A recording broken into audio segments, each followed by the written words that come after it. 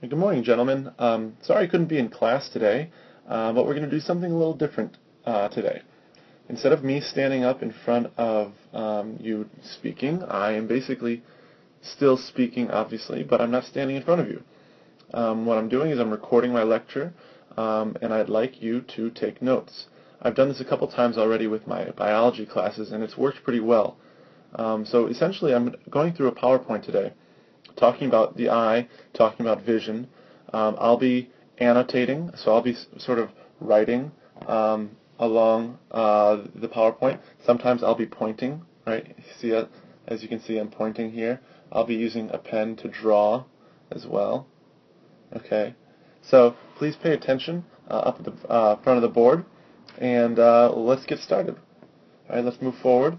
How I want you to take notes today. You should have a handout, and on the handout is your vocabulary. Okay, the vocabulary that deals with the eye and that deals with vision. If you recall from yesterday and last week, we started doing some activities. We did some, demonstrations. And the demonstrations dealt with the function of the eye. And the function of the eye is very closely tied with the anatomy of the eye. And anytime we talk about anatomy and function, we're going to be dealing with vocabulary.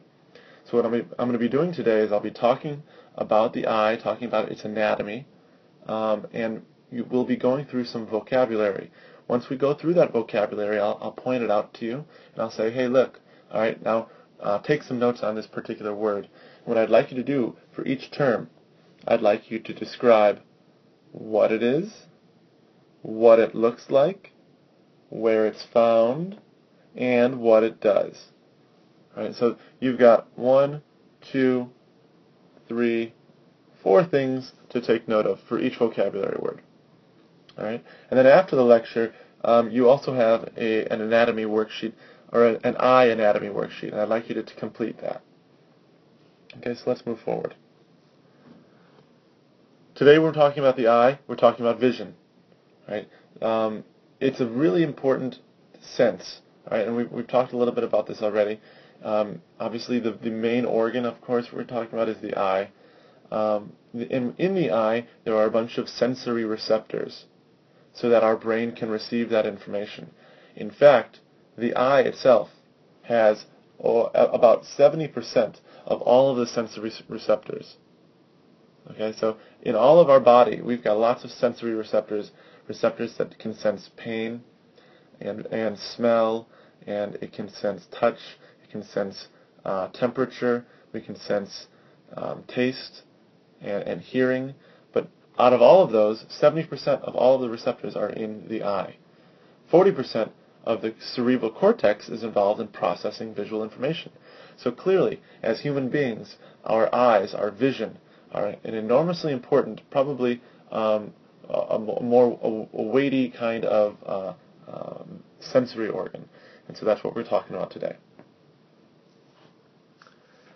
We're going to first start talking about the accessory structures of the eye. That is to say, and I'm going to add a little text box up towards the top, so take a look at here. We're talking about the external anatomy of the eye. Okay. We're talking about the external anatomy. We're actually going to make that a little bit bolder. We'll center it. We will enlarge it a little bit. Okay. And we'll italicize it. We're talking about the accessory structures. We're talking about the external anatomy of the eye. The stuff that we can, well, not that we can see necessarily, but the stuff that is not the eyeball and it's not inside the eyeball. It's everything that's outside of the eyeball. Right, one of those, the main parts of the external anatomy is what we're going to call, and you know what, let's see how this works. I'm going to try this out, to highlight. No, I take that back, I'm not going to highlight, I'm just going to draw it over it. Okay? We're going to call this thing the lacrimal apparatus. Alright, repeat it after me, please. Lacrimal apparatus. One more time. Lacrimal apparatus. And the point of the lacrimal apparatus is that it keeps the surface of the eye moist. All right, as we can see, it's a picture of the eye right here. Here's our eye. Make it green here. Here's our eye. Here's part of the lacrimal apparatus. Here's another part of the lacrimal apparatus. So as we can see, the lacrimal apparatus is not just one thing. It's actually made up of a couple structures. One of those structures is the lacrimal gland. Okay? The lacrimal gland, excuse me, I'm having a hard time speaking, and the lacrimal sac. Basically, ultimately, what we're really talking about are tears. Right? And so the lacrimal gland is really our tear gland. And the lacrimal sac is the sac that carries tears. So the lacrimal gland produces lacrimal fluid, and the lacrimal sac the fluid empties into this cavity. So here's the sac, the lacrimal sac. Here's the lacrimal gland, right? And as we can see, we're pointing to it. We're pointing to it over here. Right? And so the lacrimal gland secretes this moist, sort of watery liquid.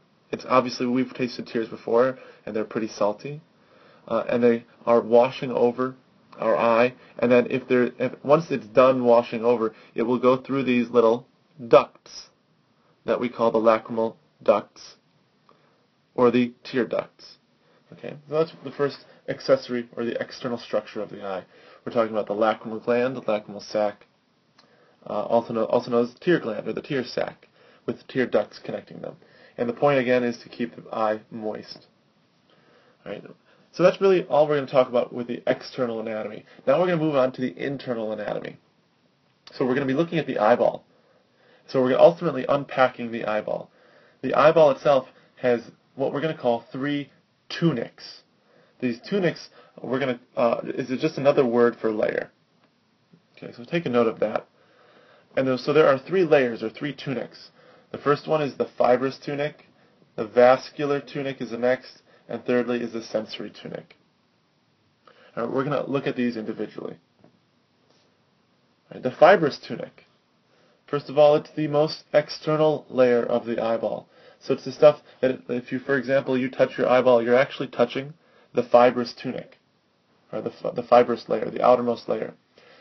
Ultimately, the fibrous tunic, we're going to add a text box here, is meant for protection. It's meant for protection of the eyeball. It's the outermost layer. It's meant for protection. Expand a little bit. Let's bold it. And let's actually change its color so we can actually see it. Turning it red. Okay. There we are. Oh, boy. Okay. So the fibrous tunic is meant for protection. It is the most external layer of the eyeball. It's composed of 2 regions of connective tissue. Right, and we've talked about connective tissue a lot. First one, the first region is the sclera. Right? It is the posterior, right, towards the back, 5/6 of the tunic. So it's actually, the sclera makes up most of the eyeball. In fact, it's the whites of your eyes. So the whites of your eyes are what we're going to call the sclera. And the sclera provides shape and an anchor for eye muscles. Well, let's look forward right here, okay? Here's a diagram of the eye.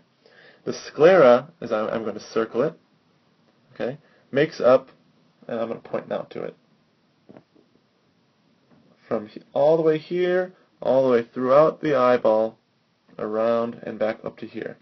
The sclera takes up all of this area. Okay? And that's, like I said, 5/6 of the eyeball. The other 1/6 is what we're going to call the cornea. Right? It's the anterior 1/6 of the fibrous tunic. It's the stuff that is immediately in front of our eye. We've talked, or I'm sure you've heard the term, somebody scratched his cornea. Right? That means he scratched the outermost surface towards the very anterior-most part of his eyeball. Okay?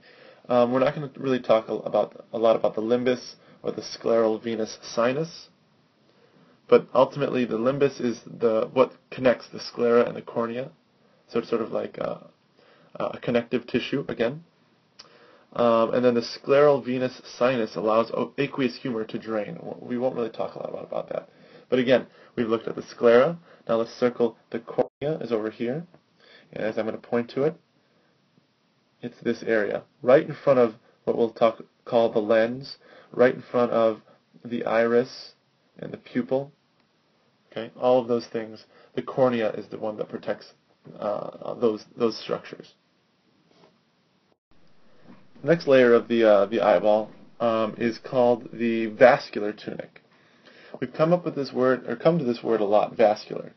And let's remind ourselves that vascular, what it means is that, number one, it means that there are vessels, blood vessels. And the reason anytime there are blood vessels is to provide nutrients. So we're going to add a text box here. Let's just make sure that we know that vascular, we'll say equals vessels, or let's say blood vessels, which equal nutrients, like oxygen, sugars, energy, all of those sorts of things. All right? Vascular, the word vascular, we're going to say means the same as that. It tells us that there are blood vessels. Nope, we don't want it that small. We want it a little bit bigger. Again, I don't know why this is going.